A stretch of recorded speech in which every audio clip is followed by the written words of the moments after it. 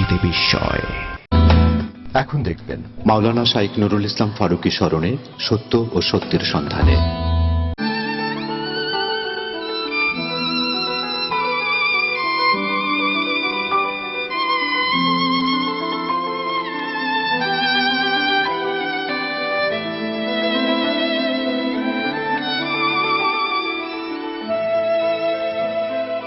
প্রিয় দর্শক, আসসালামু আলাইকুম।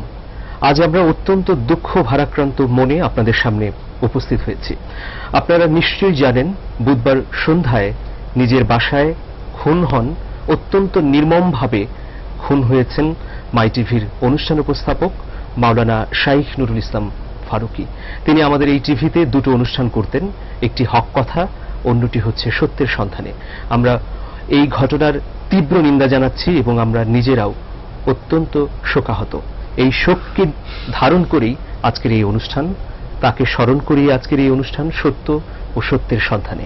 সবাইকে স্বাগত জানাচ্ছি এই অনুষ্ঠানে। আপনাদের সাথে রয়েছে আমি আমিরুল মোমিনিন মানিক।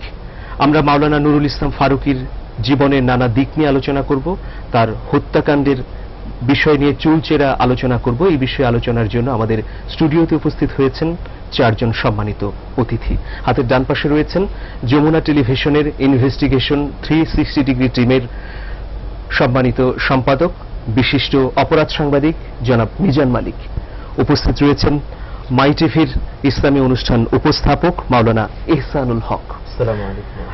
হাতের বাম পাশে রয়েছেন মাওলানা নুরুল ইসলাম ফারুকীর মেজ ছেলে ফয়সাল ফারুকী এবং উপস্থিত রয়েছেন নুরুল ইসলাম ফারুকীর ভাগ্নে, ঘটনার প্রত্যক্ষদর্শী মোহাম্মদ মারুফ হাসান। সবাইকে স্বাগত জানাচ্ছি আমাদের এই অনুষ্ঠানে। দর্শক, আপনাদের কোনো প্রশ্ন বা মতামত থাকলে স্ক্রলে দেখানো নম্বরে ফোন করে আমাদেরকে জানাতে পারেন।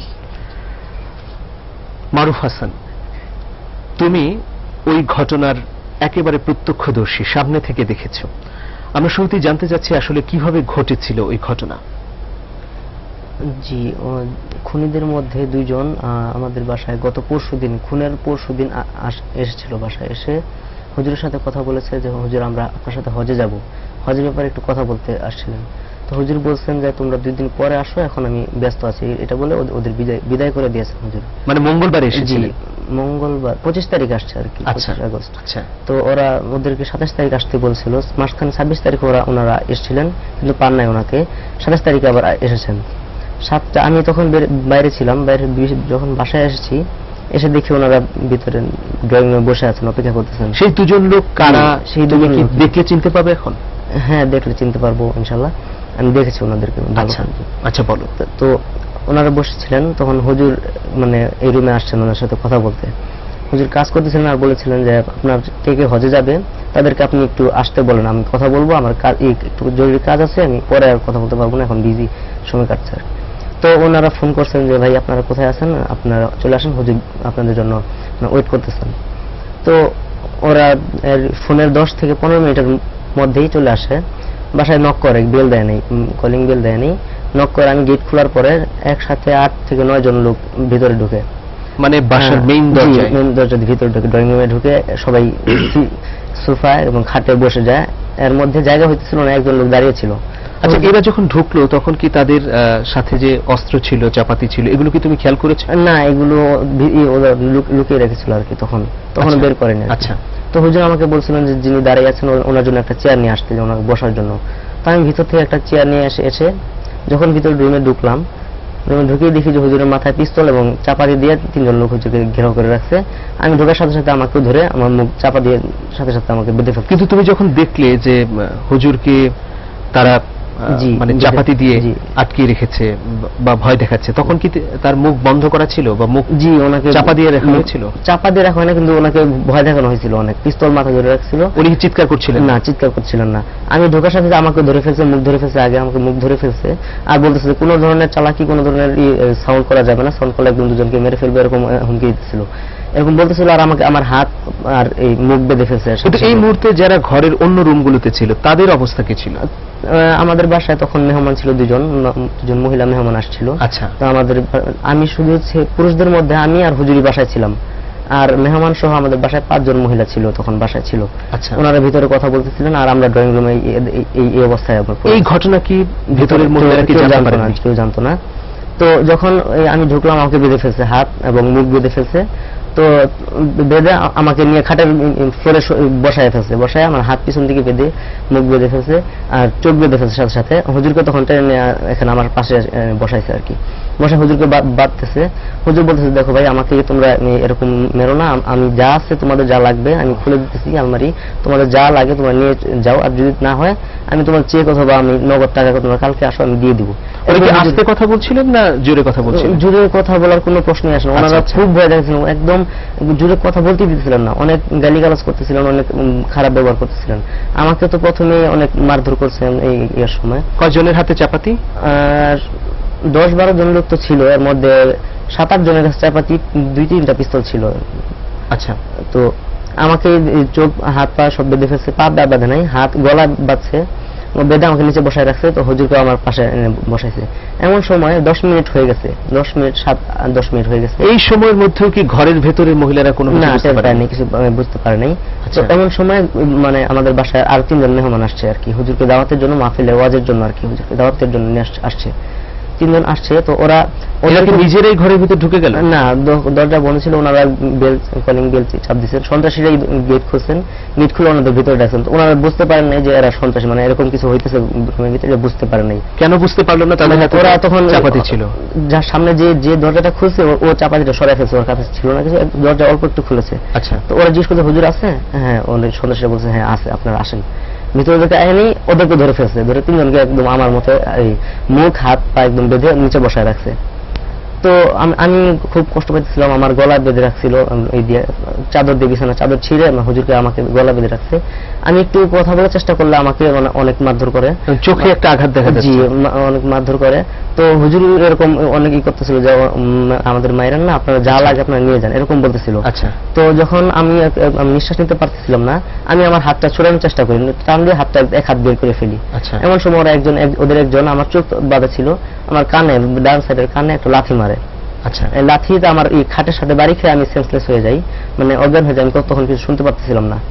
আমাকে তো খাটের উপর ফেলে রেখে তখন সম্ভবত হুজুর করা ভিতরে নিয়ে চলে গেছে। আর তোমার কাছে কোনো না, ঘটনা আমার মনে কোনো নেই? মনে নেই। তোমার মনে হচ্ছে না? জি, আচ্ছা, কিছুক্ষণ পরে পরে কখন হুঁশ ফিরেছে? কিছুক্ষণ পরে আমি এই কান্নাকাটির আওয়াজ, আমার উঠে বসছি, তখন আমার হাত মুখ আচ্ছা। গলা বাঁধা। আচ্ছা, তো তখন আমার বাসার আন্টিরা, ফয়সাল ভাইয়া ওরা আসছে, আচ্ছা, আচ্ছা। এসে আমাকে আর কি খুঁজছে। আচ্ছা, আমি দেখি হুজুর এই ড্রয়িং রুমে নেই, ভিতরে যে অবস্থা দেখে আমি একদম আচ্ছা। হয়ে গেছি, আমি খুব ভয় পেয়ে গেছি। মানে অত্যন্ত নির্মম ঘটনা, যে ঘটনা বর্ণনা করাই অত্যন্ত মর্মস্পর্শী।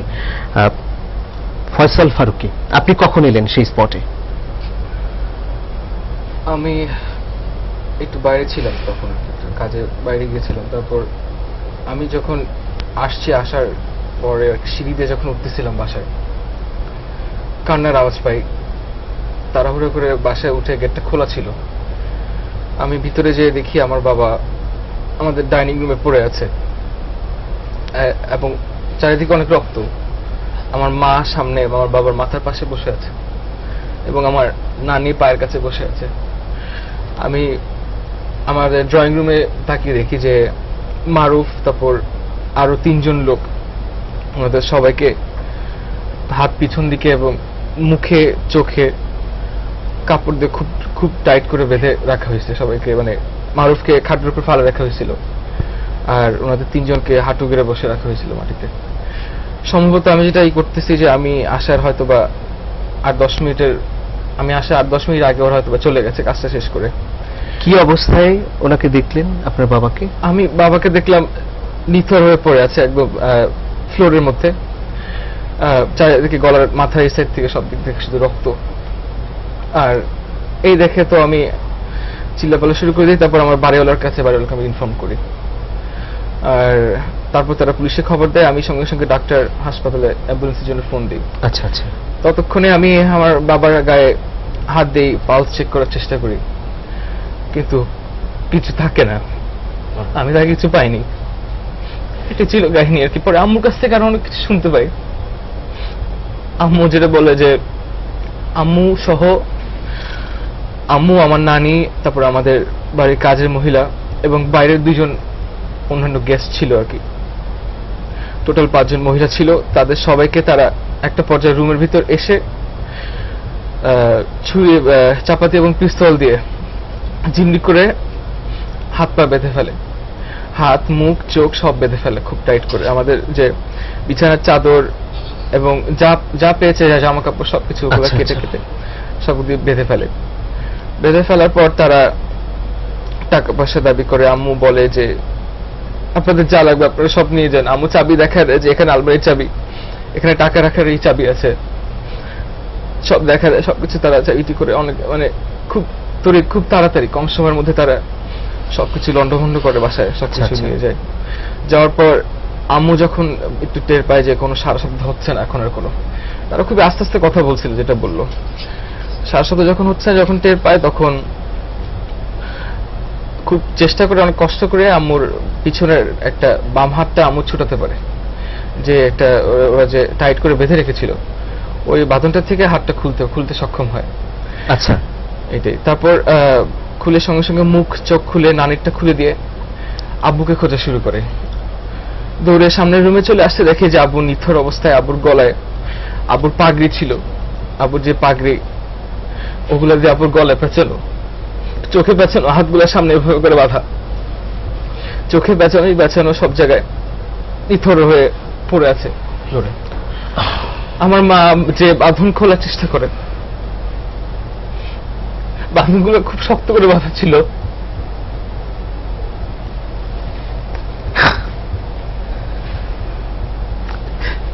খুলতে পারছিল না, যার ফলে কিচেন থেকে ছুরি নিয়ে এসে বাথরুমগুলো কেটে দেখে আমার বাবার গলা এখান থেকে এই পর্যন্ত পুরোটা ছুরিকাঘাত করা হয়েছে, পুরো ফ্লোর সব রক্তে ভেসে যাচ্ছে।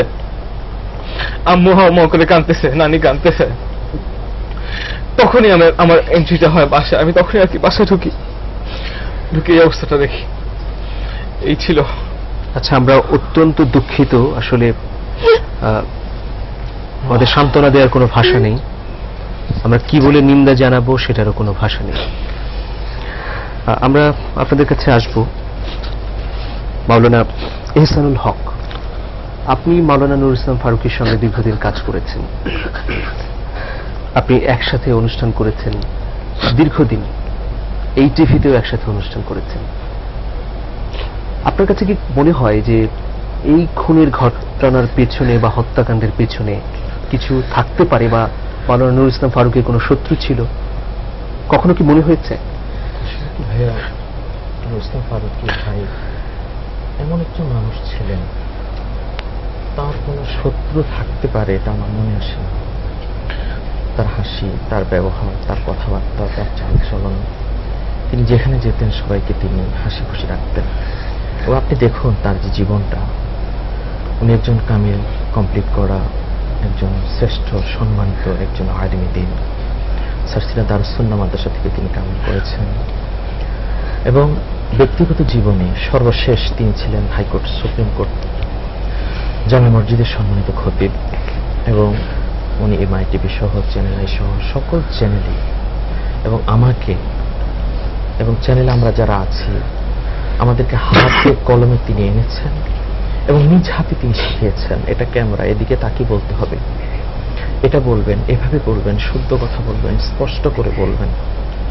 আসলে এমন মানুষের শত্রু থাকতে পারে আমি মনে করি না, তবে হক কথা, সত্য কথা তিনি বলতেন। এবং সত্যের সন্ধানে যে অনুষ্ঠানটা এখানে হতো এবং চ্যানেলটি যে অনুষ্ঠান হতো, সেখানে তিনি আল্লাহ রাসূলের দ্বীনটাই স্পষ্টভাবে তিনি বলতেন। আচ্ছা, আপনার কথা শুনবো, একটা ফোন নিয়ে নিচ্ছি। দর্শক, নাম বলে আপনার প্রশ্ন করুন। আসসালামু আলাইকুম, আমি আপনার যখন দিনা বগুড়া থেকে বলছি। জি, ওয়ালাইকুম আসসালাম, আপনি আপনার প্রশ্ন করুন। জি, আমি স্যারের বয়সের জন্য একটু কথা বলতে চাচ্ছিলাম। হ্যাঁ, বলতে পারেন। আমি আমার বাসা বগুড়ায়, আমি দারুল ইসলাম ইন্টারন্যাশনাল ক্যাডেট মাদ্রাসার একজন শিক্ষিকা, সিনিয়র শিক্ষিকা। স্যার আমাদের প্রতিষ্ঠানের উপদেষ্টা ছিলেন। আপনার যেমন কিনা জানি না, প্রায় উনি বগুড়ায় আসতেন এবং আমাদের সংস্থার সঙ্গে উনি জড়িত ছিলেন। জি জি। আমরা তাকে খুব মিস করি। উনি আমাকে ওই যে রোজার মাসে যে প্রোগ্রাম গুলো হতো ইফতারের আগে, জি। ওগুলোতে স্যার আমাকে বলেছিল একবার যে আমাকে অ্যাটেন্ড করার জন্য ইসলামী শরীয়ত অনুযায়ী সেইভাবে কথা শিখবে। আচ্ছা। আমি যেতে পারিনি, আসলে আমার বাসায় কোনো সেই সম্ভব ছিল না, আমি খুব প্রবলেমে ছিলাম। আচ্ছা আপা, আপনার কোনো জানতে চাওয়া আছে? হ্যাঁ ঠিক। স্যারের ছেলের কাছে আমার প্রশ্ন হচ্ছে, কালকে রাতে ব্রেকিং নিউজে আমি এটা খুঁজে পেয়েছি, আমি খুবই মর্মাহত। আমার প্রশ্ন, স্যারের কি কোনো সত্য ছিল হঠাৎ এই দুর্ঘটনা, এটার কারণটা কি? ধন্যবাদ আপনাকে। এই বিষয় নিয়ে আমরা আলোচনা করছি, আমরা আসবো এখানে। আমরা এহসানুল হক আপনার কথা শুনছিলাম, তার চিন্তা বা তিনি যে কথাগুলো বলতেন, এই কথাগুলো নিয়ে অন্য কারোর মধ্যে কি কোনো বিরূপ প্রতিক্রিয়া ছিল আপনি মনে করেন? যে দেখুন, ইসলাম সত্যের ধর্ম, শান্তির ধর্ম, ইন্নাদ্দীন ইনদাল্লাহিল ইসলাম, এবং এই আল্লাহর এই দ্বীনের পথে তিনি ছিলেন এবং তার জীবন ছিল, তিনি খতিব ছিলেন, আলিম ছিলেন, ওয়াজ মাহফিল করতেন। ব্যক্তিগত জীবনে তিনি ততটা ভালো জীবন যাপন করতে পারেননি যে বাসায় তিনি থাকতেন, আপনারা দেখেছেন, এবং কষ্ট করে ওনার জীবন ছিল। ওনার দুইটা ফ্যামিলি আপনি জানেন। এই যে এখন ছেলেরা কোথায় দাঁড়াবে, আগামীকাল হয়তো মাই টিভিতে লাইভ হবে, কিন্তু আমরা নূর ইসলাম ফারুকী ভাইকে তো আর পাবো না। কিন্তু তাহলে হবে পাবো না। আমি জানতে চাচ্ছি যে আপনারা কি কোনো চিন্তা বা অনুমানও করতে পারছেন না অনুমান যে কে এই ঘটনা করতে পারে? যেমন উনি মিলাদ ক্যামের পক্ষে ছিলেন, নবী রাসূলের পক্ষে ছিলেন, ওলি আল্লাহর পক্ষে ছিলেন, এবং বিশেষ করে আল্লাহ রাসূল সাল্লাল্লাহু আলাইহি সাল্লামের শান মান এবং তার ইজ্জত এবং কোরআন হাদিস দিয়ে তার যে দৃষ্টিভঙ্গি সেটা বলতেন। আচ্ছা। এবং বলতে গিয়ে আপনি জানেন, বলতে গেলে একটা পক্ষ তো শত্রু হবেই, কারণ ইসলামের রাসূল পাক সাল্লাল্লাহু আলাইহি সাল্লামের জমানায় তো মুনাফিক ছিল, বর্তমানেও আছে, এটা হতে পারে। আচ্ছা, এই পয়েন্টটা আমি নিয়ে এখন যাচ্ছি জনাব মিজান মালিক। আপনি দীর্ঘদিন অপরাধ সাংবাদিকতায় কাজ করছেন, এখনো যমুনা টিভিতে ইনভেস্টিগেশন 360 ডিগ্রি টিমের আপনি সম্পাদক। আপনার কাছে এই ঘটনা পর্যবেক্ষণ করে কি মনে হচ্ছে? Thank you. আমার কাছে যেটা মনে হচ্ছে যে এটা খুব স্বাভাবিক একটা খুন না। এর আগেও যে সাগরণীর যে হত্যাকাণ্ড, মানে এই ধরনের লোমহর্ষক যে হত্যাকাণ্ড, তার আরেকটা নদীর হচ্ছে সাগরণীর হত্যাকাণ্ড, যেটা যেমন একটা রহস্য ছিল, কিন্তু সেখানে যেটা ছিল না সেটা হচ্ছে প্রত্যক্ষদর্শী ছিল না। কিন্তু এখানে আমাদের যেটা আছে সেটা হচ্ছে একজন প্রত্যক্ষদর্শী আছে। তো রাষ্ট্রের দায়িত্ব হবে তাকে নিরাপত্তা দেওয়া।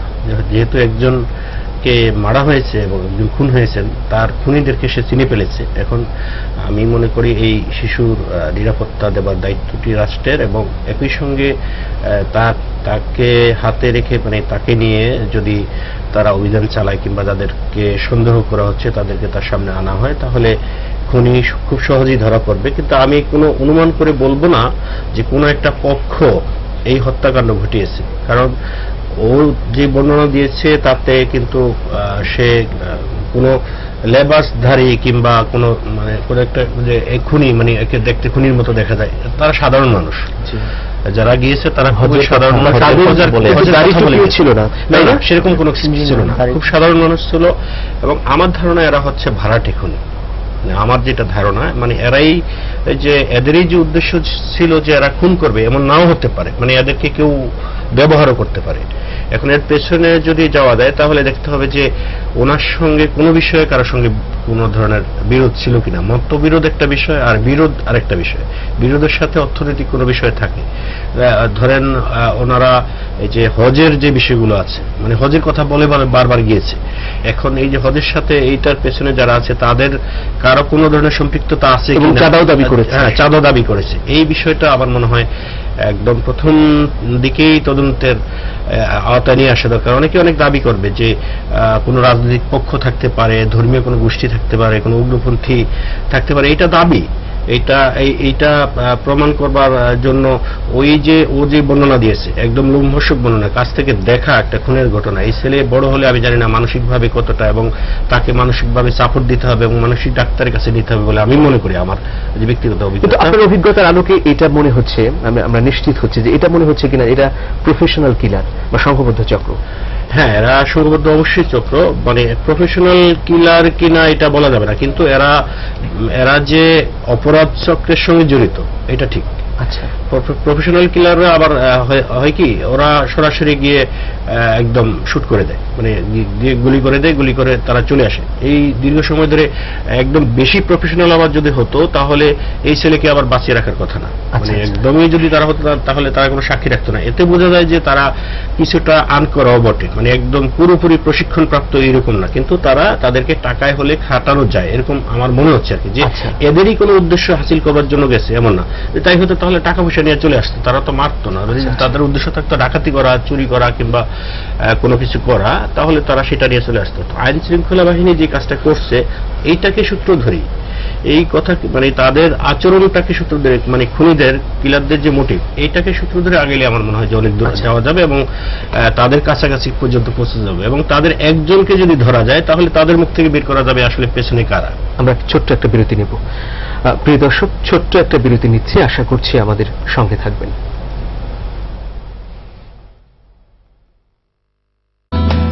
আপনারা দেখছেন মাওলানা শাইখ নুরুল ইসলাম ফারুকী স্মরণে সত্য ও সত্যের সন্ধানে।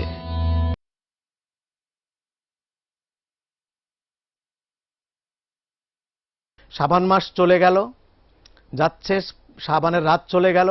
কি ওয়াদা করেছি আমরা, মনে আছে তো? আগামী শাবান পর্যন্ত আমাদের ওয়াদার উপরে থাকতে হবে। আমরা কিন্তু তওবা করেছি, আমরা কিন্তু আল্লাহর কাছে ক্ষমা চেয়েছি, আল্লাহ আমাদের তওবা কবুল করেছেন, আল্লাহ আমাদেরকে ক্ষমা করেছেন।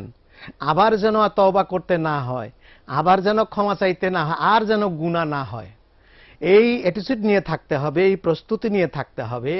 আগামী বছর আল্লাহ আমাকে বাঁচাবে, শবে বরাত পর্যন্ত আমি গুনাহ করব না।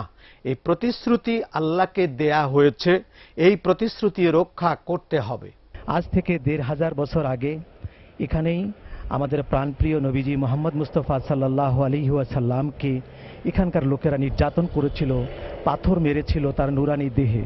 দূরের ও কাছের, দেশের এবং প্রবাসের প্রিয় দর্শক বন্ধুরা, আপনাদেরকে হক কথায় আমন্ত্রণ। আশা করি আপনারা ভালো আছেন, ভালো থাকুন, এই আশায় শুরু করছি। গতকালকে আমাদের আলোচনা ছিল যে বিলকিস যাবেন, সিংহাসন রেখে গেলেন, এদিকে সুলাইমান ১৬০০ কিলোমিটার দূর, কিভাবে সিংহাসন আনবেন, কে এনে দেবে? ইফরিত আনতে চাইল, এটা সুলাইমান আলাইহিস সালাম মানতে পারলেন না। সুলাইমান চাচ্ছেন মানুষের মধ্যে তোমরা কেউ থাকতে নাই এই শক্তি, জিনের নাম হয়ে যাবে, আর তোমরা মানুষ কিছু করতে পারবা না, এটা আমি মানতে পারি না।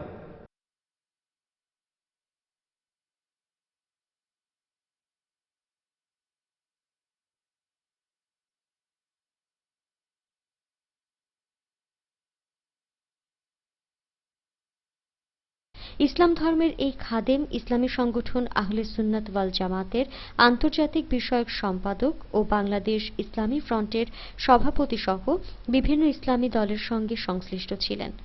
ইসলামী চিন্তাবিদ শাইখ নুরুল ইসলাম ফারুকী ইসলামের ইতিহাস উদ্ঘাটনে বিশ্বের বিভিন্ন দেশ সফর করেন।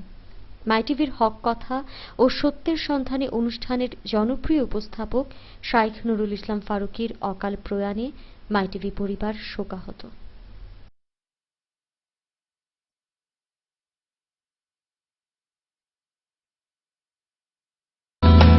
আপনারা দেখছেন না, ঠিকানা কোনো পরিচয়, নাম ঠিকানা পরিচয় কোন জায়গা থেকে আসছে এরকম কিছু বলে নাই ওরা। আচ্ছা, পোশাক কি ছিল? জিন্স আর টি শার্ট পরা ছিল দুজন। জি। আচ্ছা, ওই দুজন এই ঘটনার সঙ্গে যখন ঘটালো তখন তাদের আচরণ কেমন ছিল? প্রথম দিকে যখন ওরা দুজন রুমে ছিল তখন তো খুবই স্বাভাবিক ছিল, খুব ভালো ব্যবহার করতেছিল। যখন বাকি যারা চলে আসছে তখন তারা তো খুব করতেছে, আমার ওই দুজনই মনে হয় আমাকে বাঁচছে, খুব খারাপ গালিগালাজ করতেছিল আমাকে, আমার মারধর করছে, ওরাই মনে হয় মারধর করছে, আমার খুব মানে হয়ে গেছে। প্রথমে যেরকম ছিল মানে উপরের এইটা আমাদের দেখাইছে যে ওর উপরের ভাবটা, কিন্তু ভিতরে যখন দেখলাম যে ওরা বাকি সঙ্গীরা যখন আসলো তখন আমাদের উপরে যে টর্চারটা করছে এটা আর কি আসলে অনেক খুব জঘন্য ধরনের, মানে অনেক খারাপ আচরণ করছে, হুজুরকে অনেক গালিগালাজ করছে। তাদের হাতে কি অস্ত্র ছিল? চাপাতি ছিল। এটা কি প্রথম যখন তারা ঘরের মধ্যে ঢুকলো তখন ছিল? না, তখন ছিল না, তখন অন্যরা যারা আসছে তারা নিয়ে আসছিল, তাদের কাছ থেকে তারা নিয়েছে। আচ্ছা, ফয়সাল ফারুকী, আপনার কাছে কি মনে হচ্ছে কি হতে পারে এটা? এবং এই ঘটনার আগে মাওলানা ফারুকী সাহেব কি কখনো বলতেন যে আমার উপর আক্রমণ আসতে পারে বা কোনো কিছু হতে পারে, এরকম কোনো আভাস পেয়েছিলেন? হ্যাঁ, বাবা বলতো প্রায় যে বাবা আমার অনেক শত্রু আছে, এভাবে আমার আমার বিরোধিতা অনেকেই করে, আমার বিরোধী অনেকজন আছে, তোমরা বাবা সাবধানে থেকো। আমার পিছনে অনেকজন অনেক রকম ভাবে লেগে আছে, আমি সত্য কথা বলি, আমি হক কথা বলি, এই জন্য আমার কিন্তু কাছে- আপনারা কি কখনো জানতে চেয়েছেন যে সেই শত্রু কারা বা কি ধরনের হতে পারে? এটা আমি এভাবে ঠিক বলতে পারবো না শত্রুরা কারা এক্সাক্ট। হুজুরের একটা মাহফিল, এই যে গত 25 তারিখ একটা মাহফিল ছিল, সম্ভবত 25 তারিখেই অথবা 24 তারিখ মাহফিল ছিল টঙ্গীতে। এই মাহফিলে ওনাদের এই ওয়াজের সময় বলছিল যে তারেক মনোয়ার নামের কেউ একজন হুজুরকে মানে একটা ইয়েতে মিটিং এর মধ্যে নাকি এই করছে, আলোচনা করছে যে এই শাইখ নুরুল ইসলাম ফারুকী নামের যে একজন নতুন বিদাতি বের হয়েছে, একে পায়ের নিচে পিষে মারতে হবে, এরকম একটা কথা বলছিল। এটা কি বলেছেন? এটা তারেক মনোয়ার ওই মন্তব্যটা এই করেছে। মন্তব্যটা এই উক্তিটা হুজুর কে শুনিয়েছেন? হুজুর এই শাইখ নুরুল ইসলাম ফারুকী সাহেব হুজুর মাহফিলে সব শ্রোতাদের বলেছেন। এটা কি তুমি শুনেছো? জি, আমি ওই মাহফিলে আমি হুজুরের সাথে গিয়েছিলাম, আমি শুনেছি এই জিনিসটা। পায়ের সাথে পিষে মারতে হবে, এরকম একটা মন্তব্য। ওই মাহফিলে ছিলে নাকি তুমি হুজুরের মাহফিলে হুজুরের সাথে ফারুকী সাহেবের ছিলাম, জি। মাহফিলে ছিলে? ফারুকী সাহেবের সাথে ওই মাহফিলে গিয়েছিলাম, ওই মাহফিলে হুজুরের সবাইকে জানাইছে, শ্রোতা যারা ছিল মাহফিলে সবাই শুনেছে। আচ্ছা আচ্ছা আচ্ছা আচ্ছা আমরা ঘটনার চুলচেরা বিশ্লেষণে যাচ্ছি এবং ভেতরেও যাচ্ছি। আপনার কাছে কি মনে হচ্ছে, নতুন কোনো ক্লু আছে? এখানে আসলে এটা খুঁজে বের করতে হবে, কি অবস্থা। আসলে আমি তো কিছু বলতে পারছি না এবং এটা বলারও কিছু নেই। বিশেষ করে আমাদের সরকার যদি একটু খেয়াল করেন তাহলে আশা করি ঘটনা চলে আসবে। আর আমরা যেটা করতে পারি সেটা হচ্ছে ফারুকী ভাইয়ের জন্য আমরা দোয়া করব এবং বিশেষ করে ওনার যে ইন্তেকাল, এটা কিন্তু একটা শাহাদাতের ইন্তেকাল, শহীদ। এবং আল্লাহ নুরুল ইসলাম ফারুকী রহমতুল্লাহ আলাই, আল্লাহ যেন ওনাকে শহীদের মর্যাদা দান করেন এবং জান্নাত নসিব করেন, এটাই হচ্ছে আমার আল্লাহর কাছে কামনা। আপনি তো তার সঙ্গে চলেছেন, সহচর ছিলেন বলা যায়, অন্য কোনো বিরোধ থাকতে পারে এই হত্যাকাণ্ডের সঙ্গে? এরকম কি কখনো মনে হয়? উনি যেহেতু ট্রাভেলের ব্যবসা করতেন। এটাও হতে পারে, আসলে এটা আমি জানি না। তার এটা ব্যবসা নিয়ে আল্লাহ কোনো ভালো বিরোধ জানেন। ছিল? এটা আল্লাহ ভালো জানেন, আমি এটা জানি না। ব্যবসায়িক কোনো বিরোধ কোনো সময় ছিল না। আচ্ছা, আচ্ছা। কারণ আমার বাবা ট্রাভেল এজেন্সি করতেন, তার সাথে আমার মামার সাথে, আমার মামা তার একজন, তার সাথেই করতো। তারপর আমার একজন বড় ভাই আছে, তার সাথে করতো। এরকম ভাবে বিজনেস নিয়ে কারোর সাথে কোনো সময় কারোর সাথেই কোনো দ্বন্দ্ব ছিল না ট্রাভেল এজেন্সির। এটা সম্পূর্ণ ক্লিয়ার। এরকম কোনো তার পার্সোনাল কোনো শত্রু কোনোদিনও কোনোভাবে, আমরা একই এলাকায় প্রায় 20 বছর ধরে আছি, কোনোদিন কারোর সাথে কখনোই দেখেননি? কখনোই কারো কোনো শত্রুতা আমি কারোর সাথে দেখিনি। আচ্ছা আচ্ছা, জনাব মিজান মালিক, আপনি কি মনে করছেন? প্রথমে যেটা অনুমিত হলো যে নিশ্চয়ই একটা প্রশিক্ষিত চক্র। এই যে মানে একেবারে সন্ধ্যাবেলায় সেখানে সিকিউরিটি গার্ড ছিল নিশ্চয়ই বাসায়? না, না, বাসায় কোনো সিকিউরিটি গার্ড security ছিল নেই। না বাসায়। আচ্ছা, দারুণ। বাসায় সিকিউরিটি গার্ড ছিল না। না। তাহলে সরাসরি ঢুকে যাওয়া যেত বাসায়? সরাসরি ঢুকে যাওয়া যেত। আচ্ছা, বাসার নিরাপত্তাও ছিল না? আশেপাশে কি থানা বা পুলিশ ছিল? থানা পুলিশ ছিল না। আমাদের রাস্তাটা মানে যে মহল্লা, যে রাস্তাটা সবসময় বিজি থাকে, অনেক অনেক রিক্সা গাড়ি ঘোড়া চলে, আচ্ছা আচ্ছা আচ্ছা লোকালয় থাকে আর কি। আচ্ছা। আমার যেটা মনে হচ্ছে, ও আরেকটা তথ্য দিয়েছে, ওই যে কি তারেক মনোয়ার যার কথা বললো, তো উনি যদি সেই কথা সূত্র ধরে কোনো জিডি করে থাকতেন তাহলে আমার মনে হয় সেটা সেখানে কিছু বিষয় লেখা আছে। এখন এটা উনি ভালো জানেন, মানে এখন তো উনি নেই। উনি কোনো সাধারণ ডায়েরি কোনো থানায় করেছিলেন কিনা না। তুমি কি জানো? জি না, উনি কোনো ডায়েরি না, কোনো ডায়েরি যেহেতু একজনের নাম সেখানে মেনশন করে মাহফিলে বলেছেন, তাহলে হয়তো বা এটা উচিত ছিল যে একটা সাধারণ ডায়েরি করে রাখা। সেই ক্ষেত্রে আমার মনে হয় এই তদন্তের ক্ষেত্রে, এই ঘটনা ঘটার পরে এটা অনেকটা সহায়ক হতো আর কি। আচ্ছা, এই ধরনের ঘটনা কিন্তু এর আগেও দেখেছি। আপনি নিশ্চয়ই জানেন যে 6 জনকে হত্যা করা হয়েছে একটা বাড়িতে, এবং তিনি পীর দাবি করতেন নিজেকে। আপনার মনে আছে বোধহয়? জি, নিশ্চয়ই। গোপীবাদে। সেটার কিন্তু কোনো কুলকিনারা হয়নি রহস্যের। আপনি কি এখন মনে করছেন যে এটা দ্রুততার সঙ্গে রহস্য বের হবে?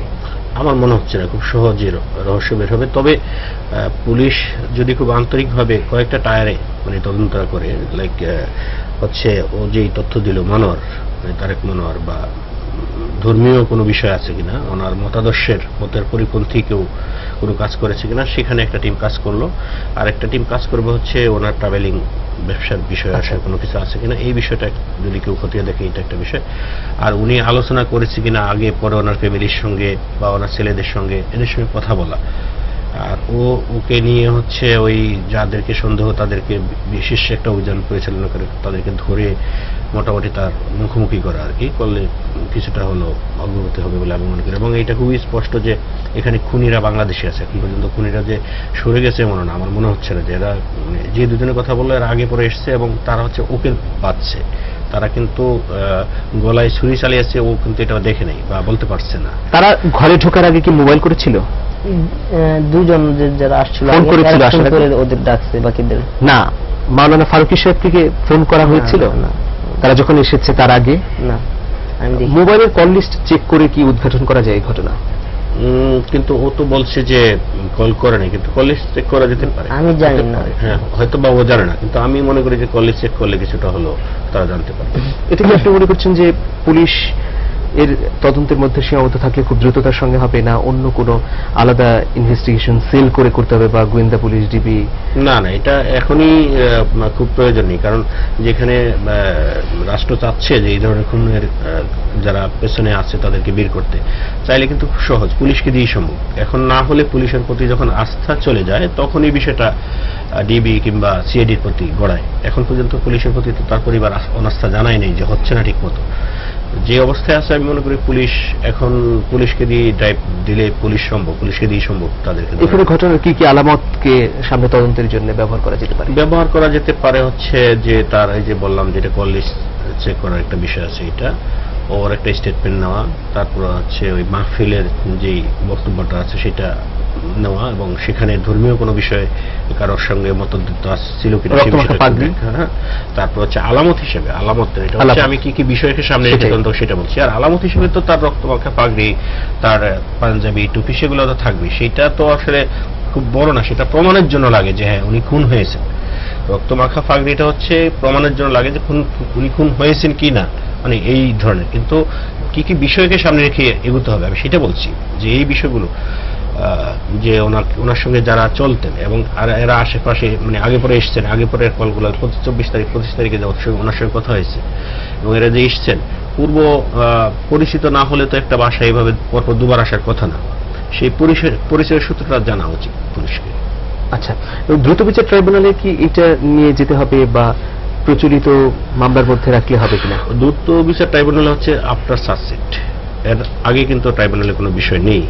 তো এর আগে হচ্ছে তদন্ত। বাংলাদেশের যেটা সমস্যা সেটা হচ্ছে যে আপনার তদন্তের কোনো সময়সীমা নেই, যে কারণে সাগরণী কিংবা আরো অনেক বড় বড় স্পর্শকাতর হত্যাকাণ্ড, যে পীর সাহেবদের ঘটনায় যে 6 জন মারা গেল এক পরিবারের, সেই হত্যাকাণ্ড তো এখনো কোনো কিনারা করতে পারছে না। এরকম বহু ঘটনা আছে যে সময়সীমা বেঁধে না দেবার কারণে, মানে এটা তো নেই, একদম কোথাও বলা নেই যে তুমি 180 দিনের মধ্যে তদন্ত করে চার্জশিটটা দেবা। সেই কারণে এটা দীর্ঘ সময় ধরে তদন্ত করবার একটা সুযোগ হয়। এখানে যেটা হচ্ছে যে ওনারা যদি মনে করে যে পুলিশ একটা নির্দিষ্ট সময়ের মধ্যে পারছে না, পরিবার যদি মনে করে, তখন তারা রাষ্ট্রের কাছে আবেদন জানাবে বা সিআইডি ডিবির কাছে আবেদন জানাবে যে আপনারা আমাদের তদন্ত করে, আপনাদের কাছে অধিক টেকনোলজি আছে, আপনারা সেই টেকনোলজি সাপোর্ট দিয়ে এটা একটু দ্রুত খুনিদের বের করেন, যদি ওনাদের পরিবারের পক্ষ থেকে জানানো হয়। আর রাষ্ট্রের যেটা দায়িত্ব, পুলিশের যেটা দায়িত্ব, সেটা তারা করবেই। আচ্ছা মারুফ, তোমার কাছে আবার জানতে চাচ্ছি যে এই ঘটনা যখন ঘটলো তার আগে তারা সর্বমোট কতজন ছিল? প্রথমে যখন আসছিল 2 জন আসছিল বাসা দিয়ে, তারপরে এরপরে 7-8 জন চলে আসছে। তারা কি একজনের সাথে আরেকজন কথা বলছিল কোনো বিষয়ে? একজনের সাথে একজন মানে ভাত বাঁধা, এরপরে এইসব ব্যাপারে কথা বলতেছে, যে এভাবে বাঁধা, এরকম বলতেছিল, সাজেশন দিতেছিল আর কি, যে আগে চাঁদা না পেলে মেরে ফেলবো বা এখন মারবো, এরকম মানে নিজেদের মধ্যে বলে না, আমাদেরকে মানে বলছে, হুজুরকে বলছে যে আমরা যেটা করতে আসছি সেটা করে আমরা যাবো, আপনাদের কোনো কষ্ট দেবো না, এরকম বলতেছিল আর কি। কি শর্ত দিল তারা? 50 লাখ টাকার কথা বলছে, যে আমাদের 50 লাখ টাকা দিতে হবে, এরকম বলছে। তখন মাওলানা ফারুকী সাহেব কি বললেন? হুজুর বলছেন যে আমার কাছে যা আছে আপনারা তা নিয়ে যান, আমার কাছে 50 লাখ টাকার মতো নাই, আমার কাছে যা আছে আপনি নিয়ে যান, যদি তা না হয় আপনি কালকে আসেন, আমি আপনাদের ব্যাংক থেকে টাকা উঠাই দিব, আমি কাউকে জানাবো না, এরকম বলছিল। আর না হলে আপনাকে চেক লিখে দিতেছে আজকে, এরকম বলছিল। তারা কি বললো? তারা এরকম কোনো উত্তর দেয়নি, আর অনেক রাগ করছে এই ব্যাপারে, যে কালকে আসবো, আর এরকম মানে ওরা বিশেষ করতে চাইতেছিল না আর কি। তোমার কাছে কি দেখে মনে হয়েছে যে যারা এসছে এখানে একজন আরেকজনের পরিচিত? আমার তো চোখ বাঁধা ছিল, আমি এরকমই, যদি পরিচিত না করা যাচ্ছে তো একটা ঘটনা করা যায় না, যদি সংঘবদ্ধ এরকম পরিচিত না থাকে। অবশ্যই তারা পরিচিত ছিল এরকম। ওরা টাকার জন্য আমাদের বাসায় আসেনি, টাকার জন্য আমার বাবাকে পরিকল্পিতভাবে এটা হত্যা করা হয়েছে। আমার বাবাকে হত্যা করতে হবে এই জন্য তারা আমাদের বাসায় আসছে। ঘরটা উল্টাপাল্টা করছে, যার টাকা পয়সা, টাকা ছিল না আমাদের বাসায়, সব টাকা যে হজের কাজের জন্য যে টাকাগুলো, এত টাকা ঘরে তো থাকার এত কথা টাকা না। ঘরে কখনোই থাকে না, সবগুলো সৌদি আরবে আপনার হজের কাজের জন্য জমা দিয়ে দেওয়া হয়েছে ব্যাংকে। তো টাকা যা অল্প 2-4টা ছিল ওটা জাস্ট এমনি অন্য মামলাটা অন্যদিকে ঘোরানোর জন্য একটা কোনো পরিকল্পনা ছিল আমার যেটা মনে হয়। মেইনলি যেটা হয়েছে সেটাই আব্বুকে মারবে, এটাই ছিল আচ্ছা। তাদের প্ল্যান। মনে হচ্ছিল যে সিদ্ধান্ত নিয়ে হ্যাঁ, এসেছে। আমরা এটা পরিকল্পিত। ফোন নিয়ে নিচ্ছি। দর্শক নাম বলে আপনাদের আমাদের প্রশ্ন করুন। জি ভাইয়া, আমি ব্রাহ্মণবাড়িয়ার বলছি, সোহেল নাম। বলুন। ভাইয়া, আমি দীর্ঘদিন ধরে সৌদি আরবে থাকি। তো সে আমাদের তিমোর ফারুকী সাহেবের ওনার তো হক কথা বলেন এবং আহলে সুন্নাত ওয়াল জামাতের কথা বলেন, হাজার হাজার সূত্র আছে। তো ওনার কি ব্যক্তিগতভাবে অনেক ফ্রন্টের একজন বেশ সভাপতি ছিলেন নাকি, প্রেসিডেন্ট সদস্য, ওনার নিজের নিরাপত্তা নিয়ে ওনার কেন ভাবতেন না, বা আপনার ফ্যামিলিগতভাবে দেখা যাচ্ছে তার কোনো নিরাপত্তাই ছিল না। এই ঘরের বাসার ভিতরে কোনো সিসি ক্যামেরা ছিল না, কোনো ব্যক্তিও নাই। নিজের নিরাপত্তা নিয়ে নিজে কোনো ভাবতো না, বা ফ্যামিলির সদস্য ওনার নিরাপত্তা নিয়ে ভাববো না, তার ফ্যামিলির সদস্যের কাছে জানতে চাচ্ছি। নিরাপত্তা, আমার বাবা সবসময় সরল মনের মানুষ ছিলেন, সরলভাবে সবাইকে সবসময় বিশ্বাস করতেন। কোনো সময় এটা কোনো সময় কল্পনাও করে নাই যে তার এইভাবে কেউ তাকে নৃশংসভাবে এভাবে হত্যা করতে পারে। তিনি যেরকম সরল মনে ছিলেন সবাইকে এভাবে সরল মনে বিশ্বাস করতেন।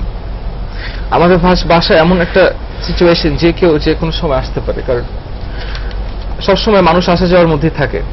মাহফিল যেহেতু আমার আব্বু মাহফিল করেন, হজের বিজনেস করেন, সো মানুষ আসা যাওয়া করতেই থাকে। এভাবে 8-10 জন মানুষ একসাথে আসা নতুন কোনো ব্যাপার ছিল না। তো এরকম এই সূত্রের জের ধরে তারা আমাদেরকে অবশ্যই অনেকদিন ধরে ফলো করছিল। এই ফলো করার পরে আচ্ছা। পরিকল্পিতভাবে এটা করেছে। কিন্তু কখনো কি এরকম হয়েছে যে উনি কোথাও ওয়াজ করলেন, এরপরে বাসায় ফিরলেন, ওই ওয়াজের কোনো কথা কোনো ব্যক্তির পছন্দ হলো না, তারপরে ফোন এলো, হুমকি এলো বা কটুবাক্য জি বললো, এরকম হয়েছে? জি জি, এরকম অনেকবার হয়েছে। আব্বুকে ফোনে অনেকবার হুমকি দেওয়া হয়েছে, প্রাণনাশের হুমকি দেওয়া হয়েছে। আব্বুকে মাহফিল শেষে ফেরার পথে অ্যাটাক করা হয়েছে গাড়িতে। তারপর আব্বুকে সামনাসামনিও অনেক কথা বলা হয়েছে, গালিগালাজ করা হয়েছে। অনেকবার অনেক অপমানবদস্ত করা হয়েছে। বিভিন্ন জায়গা থেকে বিভিন্ন হুমকি এসেছিল। সেই বিষয়ে কি কোনো জিডিও করা হয়নি বা কোনো নাম টুকে রাখা হয়নি, বা আপনাদেরকে উনি বলেছেন কিনা যে এই গ্রুপ বা এরা আমাকে অপমান করছে? কোন গ্রুপ বা কোনো কারো নাম স্পেসিফিক্যালি বলেনি বাবা। জিডিও করেন। আব্বু খুব এগুলো নিয়ে সবসময় বলতেন যে আমি আল্লাহর পথে চলি, আল্লাহ দেখবে, আল্লাহ আছে। আচ্ছা আচ্ছা, এরকমই বলতো। কোনো সময় কোনো পুলিশি ঝামেলা বা আইনি ঝামেলায় কোনো সময় যায়নি। আচ্ছা, জনাব মিজান মালিক, মাওলানা ইসলাম ফারুকী একজন গণমাধ্যম কর্মীও কিন্তু ছিলেন। তিনি গণমাধ্যমেই কাজ করেছেন। চ্যানেল আইতে আমরা তার অসংখ্য প্রোগ্রাম দেখেছি এবং আমাদের মাই টিভিতে তিনি 2টো প্রোগ্রাম করতেন। তো একজন গণমাধ্যম কর্মী বা ইসলাম নিয়ে কাজ করছেন, কথা বলছেন, তার খুন হয়ে যাওয়ার এই ঘটনায় রাষ্ট্রের কি কোনো দায়ভার নেই? অবশ্যই আছে, রাষ্ট্র তো অবশ্যই। শুধু গণমাধ্যম কর্মী কেন, রাষ্ট্রের একজন নাগরিক যখন, যে কোনো নাগরিক যখন এভাবে খুন হবেন, তখন রাষ্ট্রের দায়িত্ব হচ্ছে সেই খুনের খুনিকে শনাক্ত করা, এবং রাষ্ট্র কোন প্রক্রিয়া করবে সেটা রাষ্ট্রের দায়িত্ব। কিন্তু অবশ্যই রাষ্ট্রের দায়ভার আছে। আর একজন গণমাধ্যম কর্মী হিসেবে ওনার তো সারা দেশে, এমনকি সারা বিশ্বে ওনার অনেক ভক্ত আছে। আমরা রমজান মাসে দেখি যে ওনার যে কাফেলা অনুষ্ঠান, এটা দেখে সবাই আমরা বসে যাই। মানে ইফতারের আগে আগে কাফেলা অনুষ্ঠানটা এত জনপ্রিয় ছিল যে আমি নিজেও যখনই সুযোগ পেতাম আমি এটা দেখতাম। তার মানে কি, উনি অনেক গ্রহণযোগ্য একজন ব্যক্তি ছিলেন, মানে আমাদের কাছে, মুসলমানদের কাছে বিশেষ করে। তো এই ধরনের একজন জনপ্রিয় ব্যক্তির এই হত্যাকাণ্ডের বিষয়ে সরকার বা রাষ্ট্র বিশেষভাবে নজর দিবে, এটা তো আমরা অবশ্যই বিশ্বাস করি এবং বিশ্বাস করতে চাই, এবং সেটা করবে আমি মনে করি। আর সেটা দ্রুত বিচার আইনে তখন যাবে, মানে আইনের আওতায় হয়তো, বিশেষ করে ওই যে বলি যে আমরা ইয়াতে স্বরাষ্ট্র মন্ত্রণালয়ে বিশেষ সেলে নিয়ে তদন্ত করবার যে প্রক্রিয়াটা, সেটা সম্ভবত এখন বন্ধ। সেটা বন্ধ থাকার কারণে এখন সরকারের অগ্রাধিকার ভিত্তিতে এটা তদন্ত করতে পারে। অন্য আরো আজকে যেমন আরো 3টা হত্যাকাণ্ডের ঘটনা ঘটেছে মগবাজার এলাকায়, তো সেটাও একটা যেমন বড় ঘটনা, মানে 3 জনকে একত্রে খুন মানে হত্যা করা, মানে এটাও তার চেয়ে কম মর্মস্পর্শী না। এখন অগ্রাধিকার ভিত্তিতে এটা যেহেতু আলোচনা বেশি চলে আসছে এবং সরকারের কে অনেক প্রশ্নবিদ্ধ করে ফেলবে, এটা তদন্ত যদি সঠিকভাবে না হয় বা ভালোভাবে না করতে পারে, তাহলে ওই সাগরণী কিংবা আরো বড় বড় হত্যাকাণ্ডের মতো, তো সরকার উচিত হচ্ছে সেটা সেই কাজটা সঠিকভাবেই করা। আচ্ছা আচ্ছা, আমরা পরিবারের 2জন সদস্য আছে, বিশেষ করে ফয়সাল ফারুকী, আপনি কি চান সর্বশেষ? আমি এটা কোন দল বা কোন জাতি বা কোন গোষ্ঠী বা কারা এটা এই ঘটনাটা করেছে বা কি করেছে, আমি এটা কিছু জানি না, এটা সম্পর্কে কিছু জানতেও চাই না সেরকম ভাবে। আমি শুধু এর সুষ্ঠু বিচার চাই। আপনারা সকলেই জানেন আমার বাবা কেমন মানুষ ছিলেন, আপনারা সবাই তাকে টিভিতে দেখতেন, সকলেই অনেকের প্রিয় মানুষ ছিল তিনি। আমরাও সবাই জানেন তিনি কিরকম মানুষ। আমরা শুধু সুষ্ঠু বিচার চাই, আমরাও এছাড়া কিছু চাই না। আপনার সাথে কণ্ঠ মিলিয়ে তার রুহের মাগফিরাত কামনা করছি এবং আল্লাহ যেন তাকে জান্নাতবাসী করেন, এবং পাশাপাশি আমরা বলছি যে অবশ্যই এই ধরনের ন্যাক্কারজনক অমানবিক হত্যা রহস্য উদ্ঘাটিত হওয়া উচিত। দর্শক, মাওলানা নুরুল ইসলাম ফারুকী মাই টিভিতে 2টো জনপ্রিয় অনুষ্ঠান করতেন, হক কথা ও সত্যের সন্ধানে। এই 2টো অনুষ্ঠানের অংশবিশেষ আমরা দেখব এখন। তার আগে বিদায় নিয়ে নিচ্ছি, কিন্তু কথা একটাই যে এই ঘটনার সুষ্ঠু তদন্ত এবং দোষীদের অবশ্যই শাস্তির আওতায় আনতে হবে। দূরের কাছে দেশের এবং প্রবাসী সুপ্রিয় দর্শক বন্ধুরা, আপনাদেরকে হক কথা অনুষ্ঠান থেকে অনেক অনেক অনেক শুভেচ্ছা। আশা করি আপনারা ভালো আছেন, ভালো থাকবেন। হাদিসে কুরসির মধ্যে আছে, আমি আমার বান্দার একটা পর্যায়ে যখন চলে আসে, আমি তার চোখ হই, আমি তার কান, আমি তার হাত, আমি তার পা, সব আমি। সে যেটা করে সেটা তার করা নয়, ট্রাফিক কন্ট্রোল রুম থেকে তাকে নিয়ন্ত্রণ করা হয়। সেই কন্ট্রোল রুমের মালিক আল্লাহ তাআলা, আল্লাহই তাকে নিয়ন্ত্রণ করেন। সেটি হচ্ছে আরশে আজিম। আজকে ওহাবি মালাউনরা আমাদের চোখে চোখ রেখে চোখ তুলে কথা বলার ক্ষমতা তাদের ছিল না, কিন্তু আমরা ডুবে গেলাম তাদের সামনে, পৌঁছে গেলাম শুধু এই মালাউন পীরের জন্য। 2 মালাউনের সৃষ্টি ইহুদিদের, ইহুদি এবং খ্রিস্টান হিন্দু, তারা এই শয়তান পীর যারা ভণ্ড পীর, এদের সৃষ্টি এরা করেছে। তারা প্যারালাল তৈরি করে দিল, ভণ্ড পীর, প্যারালাল পীর, প্যারালাল ভণ্ড পীর এদের পাশে আসলো। এদেরকেও গাউস বানিয়ে দিল, এদেরকেও খাজা বানিয়ে দিল, এদেরকেও গাউসে পাক বানিয়ে দিল। বরং গাউসে পাক নিজে কোনোদিন নিজেকে আওলাদ রসুল দাবি করেন নাই, কিন্তু এরা আওলাদ রসুল দাবি করে। কোন পথে আজকে মানুষ যাবার কথা ছিল, কোন পথে যাচ্ছে, কোন পথে বলার কথা ছিল কি বলছে, কি চর্চা করার কথা ছিল, কি চর্চা করছে।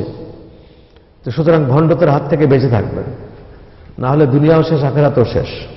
মানুষ হিসেবে পৃথিবীতে আসার পর স্বাভাবিক যৌক্তিক যেটা, সেটা হলো মানুষের ভুল ত্রুটি থাকবে, গুনাহ থাকবে। হ্যালো, হ্যাঁ জি বলুন। আসসালামু আলাইকুম। ওয়ালাইকুম সালাম। আমি ওয়াই থেকে রুনি বলছিলাম। হুজুর, আমি আপনার কাছে আমার 2টা প্রশ্ন আছে। আমরা তো মুসলমান জন্ম থেকে জেনে আসছি যে মানুষ মারা গেলে লাশের সামনে কোণে সই করতে হয়, এটাও নাকি গুনাহ। আস্তাগফিরুল্লাহ হুজুর। তো এই 2টা প্রশ্ন উত্তর অবশ্যই সম্ভব হয় আমাকে দিবেন। না 40 দিন করা নাকি একদমই গুনাহ, বলে আল্লাহকে ডাকেন। মৃত ব্যক্তির কিছু অধিকার আছে জীবিতদের প্রতি। সে অধিকারের মধ্যে একটি অধিকার হলো জীবিতরা মৃত ব্যক্তির জন্য দান খয়রাত করে মানুষকে খাইয়ে দোয়া করবেন। এটা তাদের একটা দাবি, মৃত ব্যক্তিদের দাবি, এটা করতে হয়।